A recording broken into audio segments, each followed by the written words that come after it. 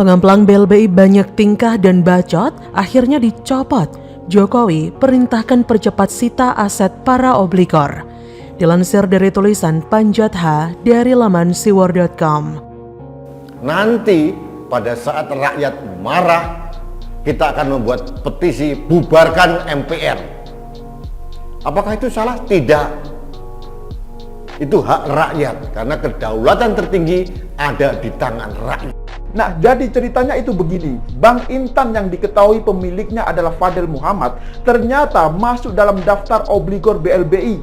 Dan Fadel saat ini sedang ditagih oleh tim Satgas BLBI, yang mana Sri Mulyani adalah sebagai pengarah Satgas BLBI. Pak Menteri Keuangan, saya pikir ini sudah mulai masuk pada ranah politis ya, bagaimana MPR kemudian mengintervensi kelembagaan presiden meskipun tidak secara langsung gitu ya. Kita tahu bahwa penetapan menteri itu kan menjadi otoritas presiden ya. Nah ini yang saya pikir kita perlu melihat ya bahwa menjelang 2024 ini sudah mulai bermain ini beberapa menteri atau MPR ya, karena berlatar belakang politisi gitu. Seperti diduga, sebagian pengemplang BLBI akan melakukan aksi perlawanan ketika pemerintah menuntut mereka membayar atau mengembalikan hak rakyat itu. Dana yang besarnya 100 triliun lebih itu memang murni uang rakyat dari penerimaan pajak dan harus dikembalikan. Para pengemplang yang tidak bermaksud baik dapat terlihat dari tidak adanya upaya mereka untuk membayar, padahal sudah belasan tahun sejak dana itu mereka terima pada 1998 silam. Mereka memang diuntungkan oleh pemerintahan pasca reformasi yang hanya beberapa tahun lamanya, sehingga tidak bisa konsentrasi penuh menagih uang rakyat itu. Tapi SBY yang mantap berkuasa selama 10 tahun, periode 2004-2014, mestinya leluasa menagih piutang tersebut. Andai kata saja dulu SBY punya strategi dan perencanaan yang brilian, sebagaimana lazimnya seorang jenderal TNI, bisa saja ia melakukan apa yang saat ini dimainkan oleh Presiden Jokowi. Pada periode pertamanya, Jokowi mengamati dan memetakan masalah-masalah yang akan dia pecahkan. Pada periode kedua, karena merasa tidak memiliki beban lagi untuk Pilpres, ia benar-benar bergerak. Di antaranya dia dengan dingin menggebuk ormas-ormas intoleran radikalis yang cuma menjadi bencana bagi kemanusiaan bangsa Indonesia. Tapi sayang sekali, andai kata Jokowi bisa menjabat 3 periode, maka pada periode terakhir ia akan fokus membungkam oknum-oknum penceramah agama radikal. Sebab pada dasarnya, sosok dan mulut merekalah yang menjadi sumber malapetaka. Dengan giatnya para oknum itu menghasut pendengarnya, menyebarkan berita-berita dusta, fitnah, hoax, sambil memutar balik ayat-ayat agama. Masalah kedua yang sedang dituntaskan Jokowi adalah mengembalikan uang negara yang sempat dikucurkan ke sejumlah pengusaha dan bankir. Sialnya, ada beberapa di antara mereka yang menganggap itu hibah pemerintah. Enak saja, bego silahkan, tapi uang yang kau pinjam itu bukan sedikit, dan yang namanya hutang haruslah dibayar. Berbagai cara dilakukan para debitor atau obligor curang supaya uang rakyat yang mereka umpetin itu aman bersama mereka selamanya. Pertama, mereka ingin supaya pemerintah Jokowi tumbang atau tidak bernyali. Maka diduga ada oknum debitor yang aktif mendompleng aksi-aksi demo besar dengan menitip pesan Jokowi mundur. Tentang aksi-aksi demo yang tujuan utamanya menyasar Jokowi ini sudah bukan rahasia umum lagi. Otak yang ada di baliknya pastilah para donatur yang sekarang terkenal dengan istilah bohir. Para bohir ini tidak nyaman dengan pemerintah ini karena mungkin bisnis tipu-tipu mereka tidak kondusif. Maka belajar dari situasi saat ini, mereka hendak memajukan sosok yang hanya sekelas bebek lumpuh untuk menjadi capres. Persetan dengan nasionalisme yang ternyata selama ini cuma retorika saja. Dan kini sepertinya ada tren baru, yaitu dengan memanfaatkan status sebagai anggota MPR. Dugaan ini karena Fadel Muhammad, anggota MPR fraksi utusan daerah kelompok DPD yang kini sudah dilengsarkan, tiba-tiba saja menyerang Menteri Keuangan Sri Mulyani. Fadel mendesak Presiden Jokowi memberhentikan Sri Mulyani. Penyebabnya karena anggaran untuk MPR dikurangi. Padahal alasan Menke menempuh kebijakan itu sangatlah jelas dan teramat masuk akal. Sebab kondisi keuangan negara sedang tipis karena terkuras penanganan COVID. Awalnya kita sebagai rakyat kaget juga ya ketika MPR mengeluhkan soal anggaran yang dipotong. Anggota MPR yang sehari-hari berstatus DPR dan DPD padahal diguyur uang yang jumlahnya sangat menggiurkan. Apalagi rata para anggota legislatif itu memiliki sumber lain seperti artis, pengusaha, dan lain-lain. Maka apapun rumusnya tidak akan ada anggota MPR yang jatuh miskin apabila anggaran dipotong oleh negara. Apalagi pemotongan itu untuk sesuatu yang lebih urgent, yaitu disalurkan untuk kepentingan ratusan juta rakyat Indonesia, khususnya di masa pandemi. Maka sangat memuakkan ketika oknum yang juga salah satu pimpinan MPR kala itu menuntut Menkes Sri Mulyani dipecat gara-gara memotong anggaran MPR. Sri Mulyani memang bukan sembarang Menke, bukan omong kosong jika dia dinobatkan menjadi Menke terbaik sedunia. Sosok bermutu tinggi hanya bisa bermanfaat di pemerintahan yang berkualitas pula. Di pemerintahan kaleng-kaleng semacam SBY, Sri Mulyani justru terdepan. Dalam atmosfer pemerintahan Presiden Jokowi, Sri Mulyani bisa dengan leluasa membuktikan dirinya, termasuk dengan berani menagih uang rakyat yang dulu dikucurkan Soeharto lewat BLBI. Tak heran jika kini banyak oknum yang gerah dengan Sri Mulyani. Belum lama ini dia dituntut pecat oleh Fadel Muhammad yang ternyata juga masuk blok BLBI. Kabarnya, dia memiliki kewajiban sebesar 136 miliar pada negara. Ketika aksi-aksi demo yang dikelola para bohir mentok, bukan tidak mungkin para oknum pengemplang itu melirik cara baru. Seperti kini ada selentingan oknum MPR yang juga pengemplang BLBI itu mengancam menggerakkan lembaganya untuk menyelenggarakan sidang istimewa jika Presiden tidak memecat menteri yang lancang memotong anggaran bagi mereka itu.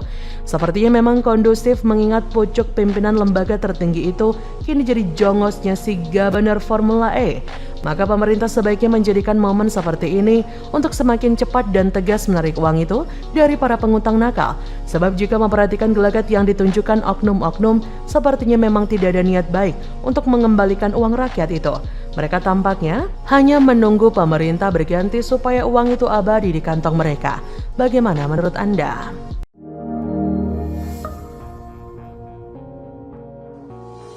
Mari segera berjumpa dengan Roger Pegasinto. Mantap lagi. Dunia agak Terpantau agak stres, Rocky Gerung pamer puting, ILC tumbang Gerung kehilangan panggung penuh kedunguan. Kalau kita melihat Rocky Gerung, ini adalah produk gagal dari manusia Indonesia. Bagaimana kita harus menyikapi orang seperti Rocky Gerung ini? Sudah lupakan saja, manusia ini kan manusia yang tidak berguna, manusia yang tidak mempunyai kontribusi sedikit pun, sebiji jarah pun kepada negeri ini. Manusia benalu menurut saya, manusia yang selalu merongrong keindonesiaan kita.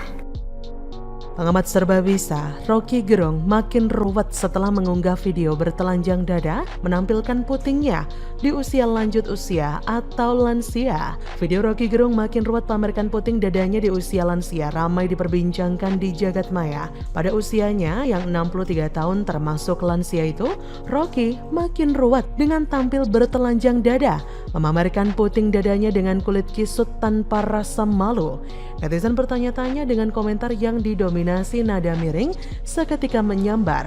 Udah tua, gak tahu malu, ungkap seorang netizen. Netizen lain pun ikut memberikan komentar.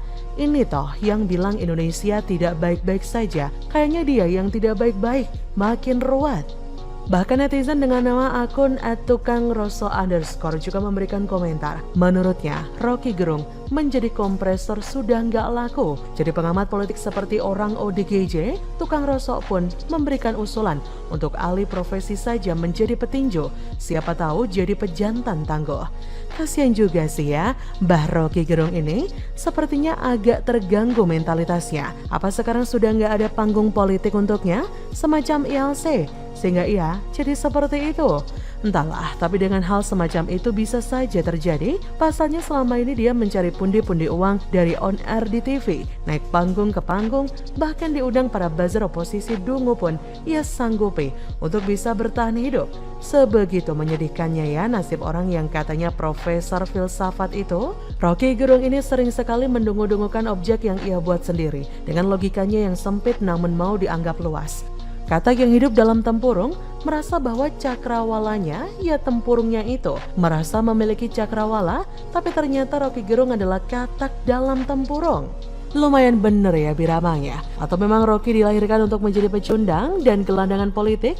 Ya bisa saja sih, menggunakan gelarnya yang ia bikin sendiri sebagai filsuf. Ia merasa bahwa filsuf yang ada selalu mengkritik pemerintah. Padahal kalau mau bicara filsuf, ya harusnya tugas utamanya bukan mengata-ngatai pemerintah, melainkan memberikan pemahaman agar memunculkan masyarakat yang cerdas alias intelligent society. Tapi sayang, Rocky Gerung adalah manusia yang ada di kubu dungu society. Hahaha. Apakah mungkin Rocky Gerung ini saking demennya pada penelaahan ilmu filsafat, mikirnya jadi kebanteran?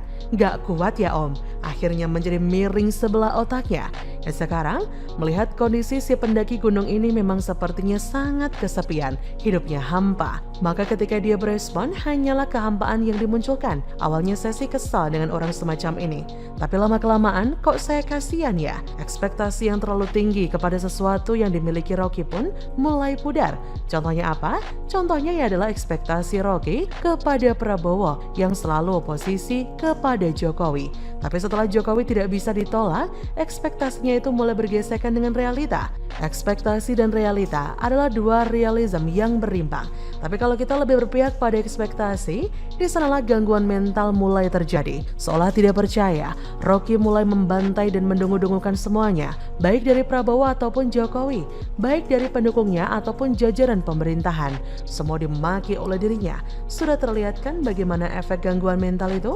Saya jadi ingin carikan orang ini pasangan hidup yang tidak perlu dinikahi, tapi bisa mengisi kekosongan Rocky Gerung, karena pemikirannya yang dianggap cerdas hanyalah tong kosong yang nyaring bunyinya komplang, kemplang, kamplang, dan dong. Sana ngomong aja di Clubhouse. Kali aja para pengguna iPhone lainnya suka sama Anda. Hahaha, bagaimana menurut Anda?